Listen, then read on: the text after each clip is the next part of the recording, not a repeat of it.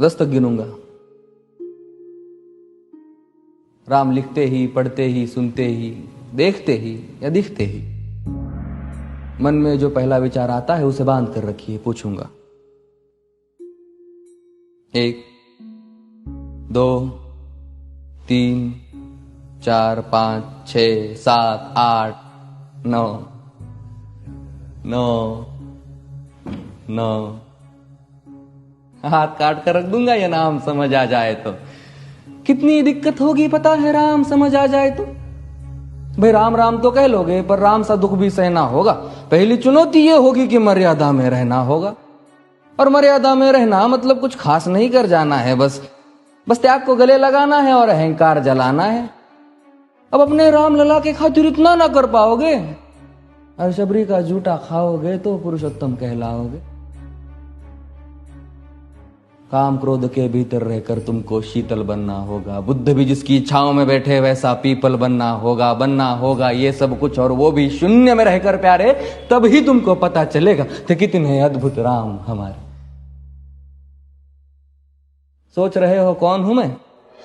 चलो बता ही देता हूं। तुमने ही तो नाम दिया था मैं पागल कहलाता हूं। नया नया हूं यहां पे तो ना पहले किसी को देखा है। वैसे तो हूं त्रेता से, मुझे कृष्ण किसी ने कलयुग भेजा है।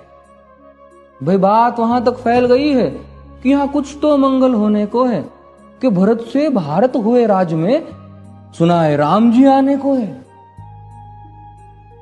बड़े भाग्यशाली हो तुम सब। वहां पे सब यही कहते हैं कि हम तो राम राज्य में रहते थे पर इन सब में राम रहते हैं। यानी तुम सब में राम का अंश छुपा है। मतलब वो तुम में आते हैं रहने। सच है या फिर गलत खबर? अगर सच्ची है तो क्या कहने। तो सबको राम पता ही होगा, घर के बड़ों ने बताया होगा। तो बताओ फिर कि क्या है राम। बताओ फिर कि क्या है राम। बताओ। अरे पता है तुमको क्या है राम? या बस हाथ धनुष तरकश में बांध, या वन में जिन्होंने किया गुजारा, या फिर कैसे रावण मारा लक्ष्मण जिनको कहते भैया, जिनकी पत्नी सीता मैया। फिर ये तो हो गई वही कहानी, एक था राजा एक थी रानी। क्या सच में तुमको राम पता है? या वो भी आकर हम बताए? बड़े दिनों से हूं यहां पर, सब कुछ देख रहा हूं कब से। प्रभु से मिलने आया था मैं, उन्हें छोड़कर मिला हूं सबसे। एक बात कहूं अगर बुरा ना मानो, नहीं तुम तुरंत ही क्रोधित हो जाते हो। पूरी बात तो सुनते भी नहीं, सीधे घर पर आ जाते हो। ये तुम लोगों के नाम जपो में पहले सा आराम नहीं। ये तुम लोगों के नाम जपो में पहले सा आराम नहीं। इस जबरदस्ती के जय श्री राम में सब कुछ है, बस राम नहीं। ये राजनीति का दाया बाया जितना मर्जी खेलो तुम। दाया बाया, अरे दाया बाया ये तुम्हारी वर्तमान प्रादेशिक भाषा में क्या कहते हो उसे? हाँ वो left and right.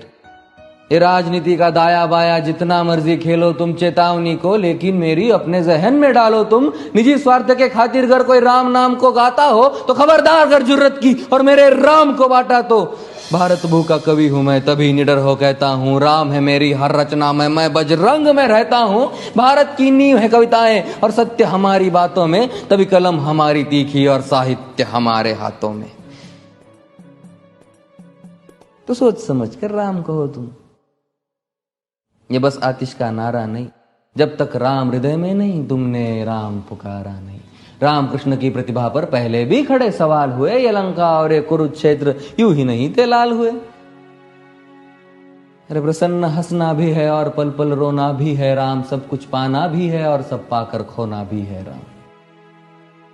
Brahma ji के कुल से होकर जो जंगल में सोए हो, जो अपनी जीत का हर्ष छोड़ रावण की मौत पे रोए हो। शिव जी जिनकी सेवा खातिर मारुत रूप में आ जाए। शेष नाग खुद लक्ष्मण बनकर जिनके रक्षक हो जाए। और तुम लोभ क्रोध अहंकार छल कपट सीने से लगा कर सो जाओगे तो कैसे भक्त बनोगे उनके, कैसे राम समझ पाओगे? अघोर क्या है पता नहीं और शिव जी का वरदान चाहिए। ब्रह्मचर्य का इल्म नहीं, इन्हें भक्त स्वरूप हनुमान चाहिए। भगवा क्या है पता, लहराना सबको होता है पर भगवा क्या है वो जाने जो भगवा ओढ़ के सोता है। राम से मिलना, राम से मिलना, राम से मिलना है ना तुमको?